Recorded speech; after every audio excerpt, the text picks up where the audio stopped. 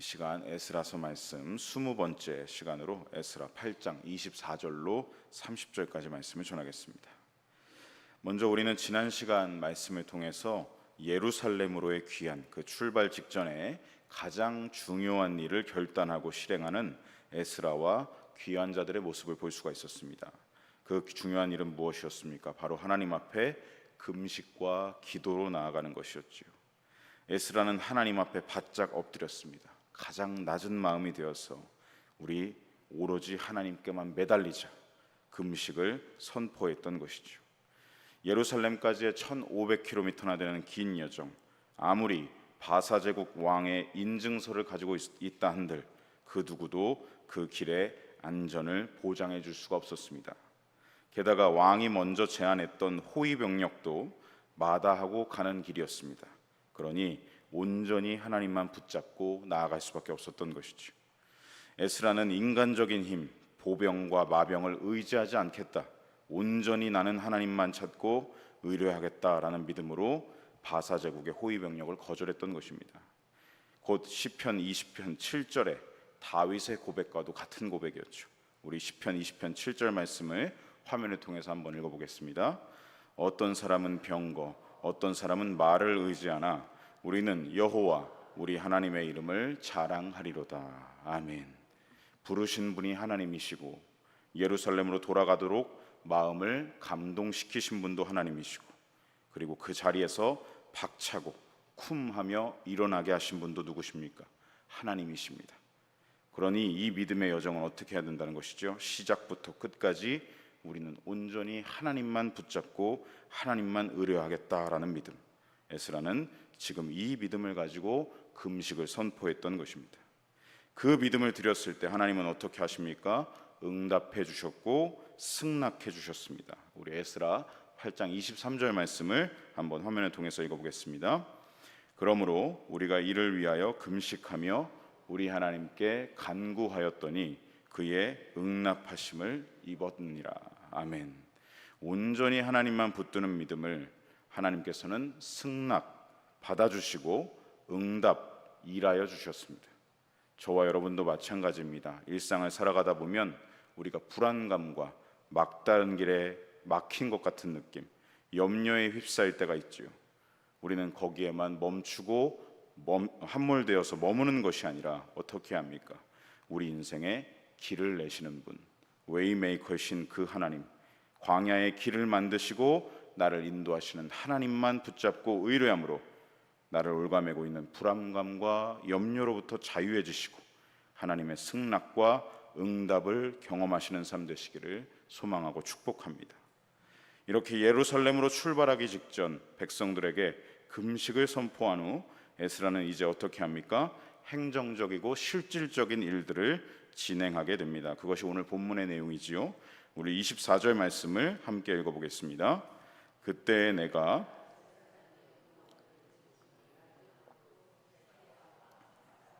그의 형제 10명을 따로 세우고, 에스라가 금식을 선포하면서 예루살렘까지의 긴 여정의 안전과 보호하심을 구했습니다.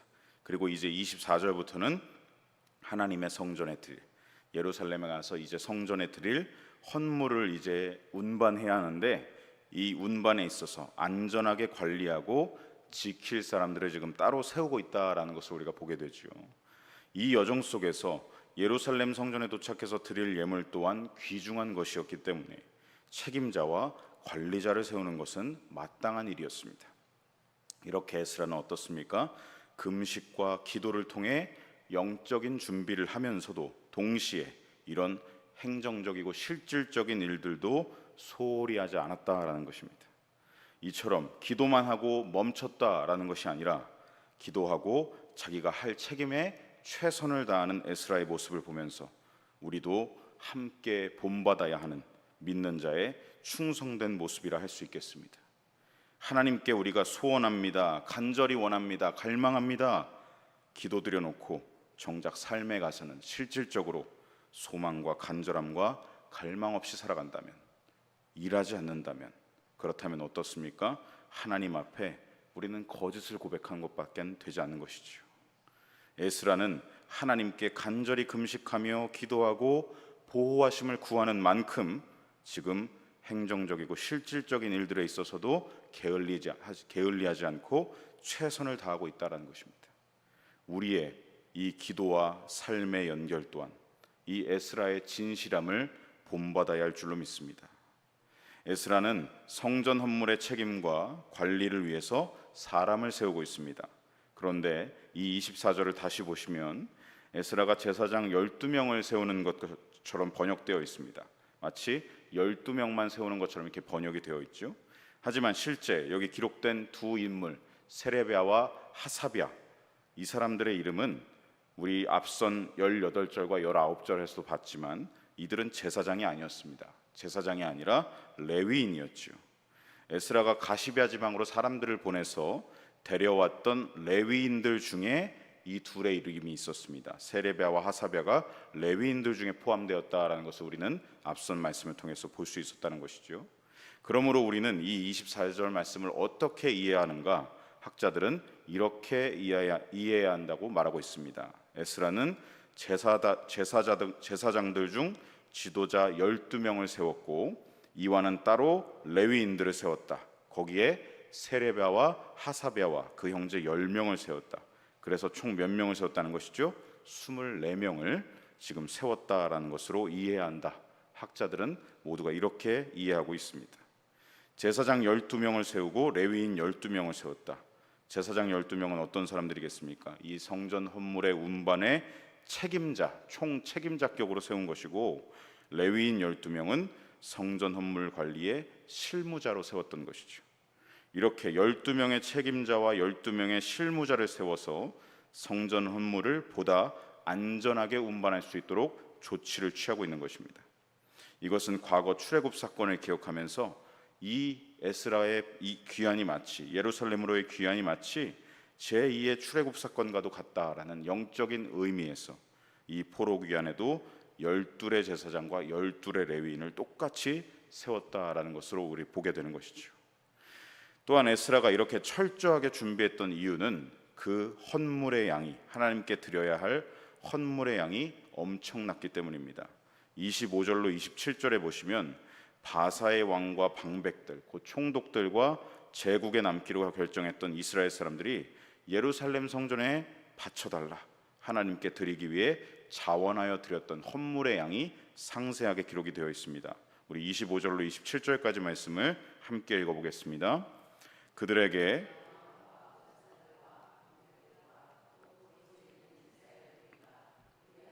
성전을 위하여 드린 은과 금과 그릇들을 달아서 주었으니 내가 달아서 그들 손에 준 것은 은이 650달란트요 은그릇이 100달란트요 금이 100달란트며 또 금잔이 20개라 그 무게는 1000다리기요 또 아름답고 빛나 금같이 보배로운 놋그릇이 2개라.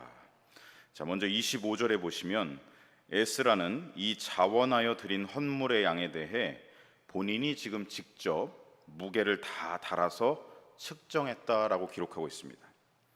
자, 신기한 것이죠. 왜 에스라, 총 책임자격인 에스라가 누구를 시킨 것이 아니라 왜 이 헌물의 양을 직접 무게를 달아서 측정했겠습니까? 왕과 총독들과 이스라엘 백성이 자원하여 하나님께 드리는 귀한 헌물입니다. 그리고 또한 어떻습니까? 이 예물은 하나님께 이미 드린 것입니다. 이미 이들이 작정하고 자원하여 드린 순간부터 이 헌물은 사람의 것이 아니라 하나님의 것이 된 것이죠. 그러므로 어떻습니까? 반드시 정직한 측정이 필요했고 정확한 측정이 필요했던 것입니다. 측정에서부터 거룩함이 필요했다라는 것이죠. 이에 귀한 자들의 총 지도자라 할 수 있는 에스라 본인이 직접 나서서 하나하나 무게를 달아 측정했던 것입니다. 그래서 이 헌물의 양에 대해서 거짓이 없었다, 속임이 없었다라는 것을 증명하고 이렇게 기록으로 남겨서 증거를 삼고 있는 것이죠. 이렇게 에스라가 하나하나 직접 달아본 헌물의 양은 어마어마했습니다. 금이 총 100달란트였습니다. 오늘날의 무게 단위로 하면 총 3.4톤에 달합니다. 금만 3.4톤이고요. 은은 총 650달란트였습니다. 오늘날 무게 단위로 환산하면 총 22.2톤이었습니다. 거기다 은그릇도 100달란트나 더 있었고 금잔이 20개가 더 있었고 녹그릇이 2개가 더 있었습니다. 정말 막대한 양의 헌물이었습니다. 그래서 에스라는 책임자와 관리자로 세운 24명에게 이렇게 철저하게 당부하는 것이지요. 우리 28절로 29절까지 말씀 화면을 통해서 함께 읽어보겠습니다. 내가 그들에게 이르되 너희는 여호와께 거룩한 자요 이 그릇들도 거룩하고 그 은과 금은 너희 조상들의 하나님 여호와께 즐거이 드린 예물이니 너희는 예루살렘 여호와의 성전 골방에 이르러 제사장들과 레위 사람의 우두머리들과 이스라엘의 족장들 앞에서 이 그릇을 달기까지 삼가 지키라. 아멘. 에스라가 지금 어떤 당부를 하고 있는 것입니까? 이 헌물은 그냥 헌물이 아니다. 아닥사스다 왕과 그 방백들도 이방인들이 하나님 앞에 자원하여 드린 예물이 포함되어 있고 또 바벨론에 남기로 한 이스라엘 백성들이 성전에 써달라고 자기들이 자원하여 드린 헌물이다. 그러니 절대 잃어버려서는 안 된다. 제사장과 레위인은 여러분은 하나님께 속한 거룩한 사람들이다. 거룩한 사람들이 거룩한 성전 기물들을 책임지고 관리하는 것은 합당한 것이다. 이 헌물은 자원하여 드린 것으로 이미 우리의 거룩하신 하나님께 드려진 구별된 예물이다. 예루살렘의 성전 골방, 성전 기물을 보관하는 장소에 들어가기까지 제사장과 레위 사람들과 모든 족장들이 보는 앞에서 이것의 무게를 다시 달아보기까지 여러분들은 이 헌물을 삼가 지켜야 한다라고 에스라가 철저하게 당부하고 있는 것이죠. 여기서 29절에 삼가 지키라라는 말에서 삼가라고 번역된 히브리어로 샤카드입니다. 발음이 좀 어렵습니다. 샤카드. 이 샤카드는 밤을 새우다, 경계하다, 지키다라는 뜻을 가지고 있습니다. 즉 어떤 뜻이겠습니까? 어떤 방심도 하지 말아라. 1500km의 긴 여정 속에서 밤에는 파수꾼을 세워서라도 이 헌물들을 지켜내야 한다라는 말이죠. 에스라가 왜 이렇게 나를 세워서 경계하라고 당부하고 있는 것이겠습니까? 바로 거룩함 때문입니다. 하나님께 드려진 헌물, 이미 하나님께 속한 것입니다. 그 거룩함을 위해서 사람들을 세워 지키고 책임지게 하고 있는 것이죠. 거룩함을 위해서 어떻게 했습니까? 이 성전 헌물의 무게와 양에도 심혈을 기울여서 본인이 직접 무게를 달아서 측정했던 것입니다. 그래서 어떤 이 거룩함의 손상도 되지 않도록 왜곡도 들어가지 않고 거짓도 들어가지 않고 속임수도 들어가지 않고 욕심도 들어가지 않도록 지금 에스라가 심혈을 기울이고 있는 것이죠. 또한 거룩함을 위해서 이 1500km의 여정 속에 탈취를 당한다든지 헌물이 없어지거나 도둑질을 당하는 그런 부정함 또한 발생하지 않도록 그래서 지금 말하는 것입니다. 삼가 지키라. 계속해서 경계를 세우고 주의 깊게 살펴보고 어떻게든 지켜내야 한다라고 당부하고 있는 것이죠. 그렇게 30절 말씀대로 어떻습니까? 이에 제사장들과 레위 사람들이 은과 금과 그릇을 예루살렘 우리 하나님의 성전으로 가져가려 하여 그 무게대로 받으니라. 이들은 실제 물건을 받은 것이 아니라 에스라로부터 어떤 것을 받고 있는 것입니까? 하나님께 드리는 헌물의 거룩함을 지켜내야 하는 거룩한 미션을 지금 부여받고 있는 것입니다. 말씀을 정리합니다. 에스라는 이렇게 기쁨으로 자원하여 드린 헌물들이 아직 성전에 바쳐지지 않았지만 아직 다 옮기지 못했지만 이미 이 헌물들은 하나님께 속하였다. 하나님께 드린 것이다. 곧 거룩한 것이 되었다라는 것을 알고 믿고 있었습니다. 그래서 첫 번째로 어떻게 지시했습니까? 거룩한 12명의 제사장을 세워 책임지게 하고 또 12명의 거룩한 레위인을 세워서 지켜 보호하도록 실무진을 꾸렸습니다. 이어서 두 번째로는 하나님께 속한 예물에 흠이 나지 않도록 어떤 거짓도 왜곡도 욕심도 탐심도 들어가지 못하도록 예물의 양에도 청렴함과 거룩함을 위해서 본인이 지금 직접 무게를 달아 측정했던 것이죠. 이어서 세 번째로는 예루살렘으로 옮기는 과정에서도 이 헌물들이 대적들의 탈취라든지 강도들의 도둑질로 인하여서 하나님께 드려지는 예물의 거룩함이 훼손되지 않도록 지금 만반의 조치를 다 취하고 있다라는 것입니다. 성도 여러분, 이러한 오늘 말씀을 통해 우리는 무엇을 돌아보아야 하겠습니까? 우리는 우리의 헌신을 되돌아봐야 합니다. 우리가 예배당에 나와 하나님께 드리고 나아가는 헌신에 있어서 거룩함과 자원함이 내 마음 안에 있는지를 돌아보아야 할 줄로 믿습니다. 또한 내 일상의 삶 또한 어떻습니까? 과연 나는 오늘도 하나님께서 기뻐 받으실 만한 거룩한 산 제물로 내 삶을 드리고 헌신하고 자원하고 있는지를 돌아보아야 한다는 것이죠. 여러분, 왜 돌아봐야 하겠습니까? 저와 여러분 모두는 이제 예수님 안에서 새롭게 구별된 사람들이기 때문입니다. 거룩한 존재들이기 때문입니다. 여러분, 왜 억지로 하는 것이 아니라, 누가 시켜서 하는 것이 아니라 왜 즐거이 자원하고 헌신할 수 있는 것입니까? 왜 그렇게 날마다 거룩을 힘써야 하는 것이고 내 일상의 삶 또한 하나님이 기뻐 받으실 예배로 드려야 하는 것입니까? 질문해 보시기 바랍니다. 그 이유는 하나입니다. 우리의 존재와 우리의 삶이 이제는 예수님의 십자가와 부활의 복음을 믿어 변화되었기 때문에, 죄된 욕심의 사람 내 자아는 이미 십자가에 못 박혀 옛사람이 되었습니다. 그리고 이제는 그리스도 안에서 우리는 새 사람을 입었습니다. 이전에는 종노릇하던 이 바사제국 바벨론 땅에서 종노릇하던 노예였으나, 우리 또한 사단의 노예였으나 이제는 어떻습니까? 하나님 앞에서 거룩한 자녀여 성도로 부름받았기 때문에, 주님이 자유하게 하셨고 해방시켜 주셨기 때문에 하나님 앞에 나아가는 것이죠. 사랑하는 성도 여러분, 우리는 이제 예수님 안에서 새롭게 된 피조물로서, 그것을 믿음으로써 죄와 구별된 거룩함으로 나아가야 하는 것이고, 구원의 기쁨과 감격으로 즐거이 나를 드리는 헌신으로 나아가야 한다는 것입니다. 그렇게 하나님께 나를 드리는 예배와 헌신으로 살아가야 한다. 일상의 모든 삶을 하나님께 바치고 드려야 한다라는 것이죠.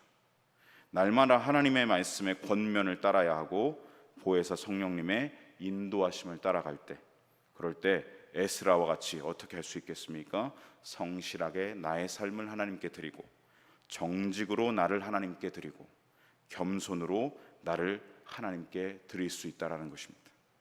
저와 여러분의 예배와 헌신의 삶이 성실하고 정직하고 겸손하게 하나님이 기뻐 받으실 만한 거룩한 산 제물로 드리시고 나아가시기를 간절히 소망하고 축복합니다.